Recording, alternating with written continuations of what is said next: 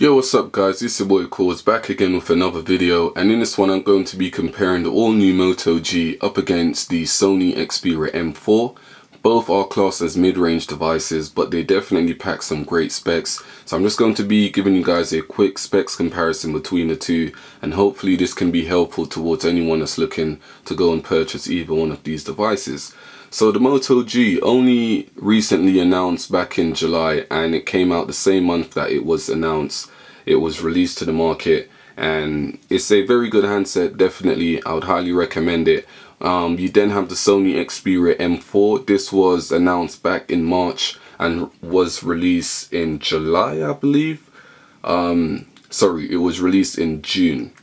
So it was announced in March and released in June. So both handsets, as I said, are classed as mid-range, but the Sony Xperia M4 is very different to the Moto G, and you're going to find out why. Now, in terms of design aspect, both handsets are pretty much different in terms of the design aspect. The Moto G has a more round shaped design with a polycarbonate built at the back. Buttons can be found on the right hand side, and the speakers at the bottom there with the front facing camera. The Sony Xperia M4, in the other hand, this has a more slimmer design than the Moto G. As you guys can see, it's definitely slimmer. The buttons are laid out differently. You have the power key and the volume rocker there, but you also have the dedicated camera key at the bottom there to, enable you to take pictures very quickly by just pressing the camera key, and it should take you straight into the camera. So design aspect is definitely different. You have a polycarbonate built at the back of the Moto G, and then you have a glass built at the back of the Sony Xperia M4. And as I said, it is thinner. So in terms of weight, the Moto G weighs approximately 155 grams, whereas the Sony Xperia M4 weighs approximately 136 grams. I would say because of that extra weight on the Moto G, it does feel a lot more premium in the hands, whereas the Sony is extremely light in the hand. Like, to hold it, it feels so light. It feels like a dummy phone, but it's a real phone.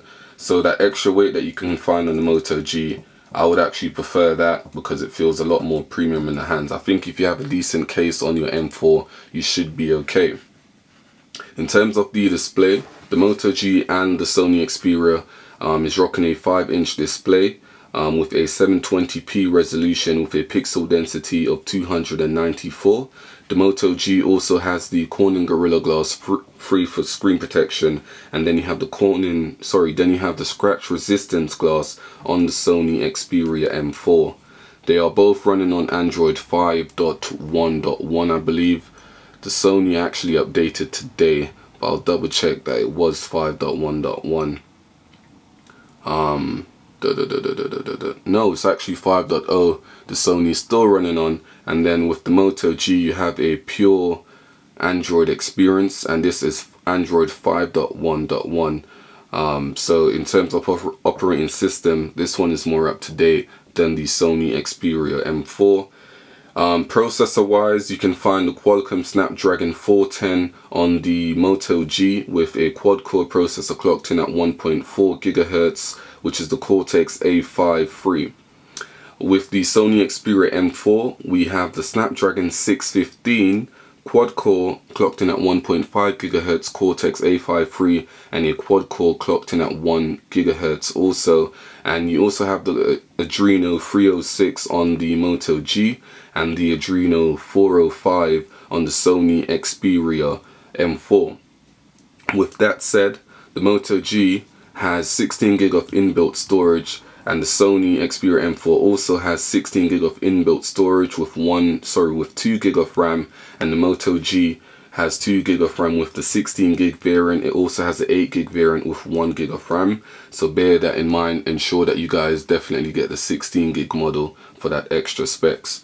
You also have the option of adding a memory card now in the Moto G, which can be found at the back by taking off the case, which is there. You have the memory card slot. It does take memory card only though, up to 32 GB, which is a bit of a weird one.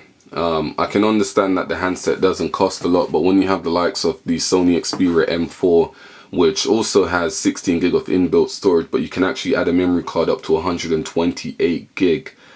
I don't see why they couldn't do the same on the Moto G. So that's another thing you guys have to bear in mind. This one does take memory cards, but only memory cards up to 32 gig with 16 gig of onboard storage. As I said, they both have 2 gig of RAM, so in terms of overall performance when multitasking, you should find similar performance between the two. They also both have a 13 megapixel rear camera at the back, and a 5 megapixel front facing camera at the front as well. So in terms of camera, they're going to be very similar in terms of picture quality, I would say. You also get geotagging, touch focus, face detection, HDR, and all of that good stuff on both. They both record at 1080p at 30 frames per second when you're shooting any videos. The Sony Xperia M4 records front-facing videos at 720p also. So in terms of video quality, image quality, they should pretty much be in the same boat. But because you get the 720p experience on the M4, I'd probably recommend that one if you're someone who actually uses your phone a lot for like Skype calls or any type of video calling app. So in terms of battery life, now this is where it's very interesting, because Sony has always been known to make some great phones with great battery life. The M4 has a 2400 milliamp battery with a talk time up to 2400 milliamp battery, which is said to get you at least 2 days battery life. Sony has promised that you can get up to 2 days battery life with this handset, and I think that's only if you take advantage of the stamina mode that you get pre-installed on a handset. So if you go into the settings of the phone, you can go into power management, and in power management you have stamina mode. So you can see now it's telling me estimated battery time is 10 days. If you click on stamina mode and switch it on, it will then tell you that the estimated battery standby time is 21 days. I don't know if you guys can see that, but yeah, 21 days. The Moto G, in the other hand, oh yeah, you also have ultra stamina mode on this one as well. So just like the Sony Xperia Z3 and Z3 Plus and Z3 Compact, you have ultra stamina mode, which is great. Definitely if you're running out of battery and you need it to last you throughout the day, you turn this on. It will give you the basic function, so messaging, phone calls, and just the basic, but it will get you throughout the day with this option.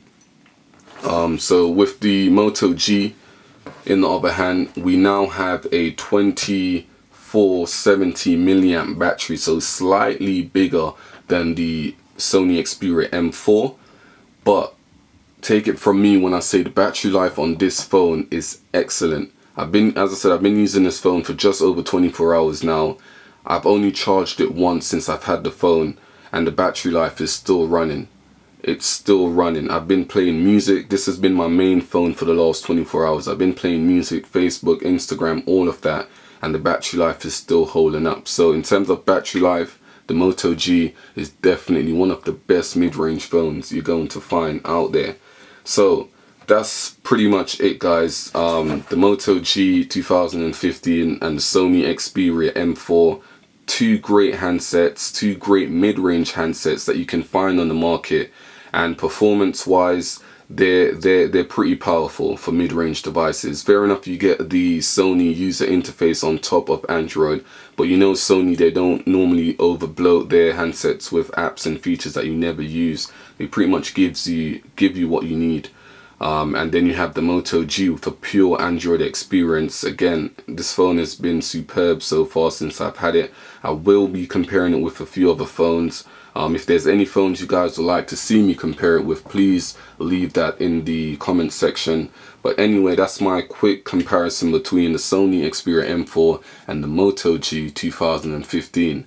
Leave all of your thoughts in the comment section. If you're new to my channel, hit that subscribe button, and I'll see you guys in the next video. Peace.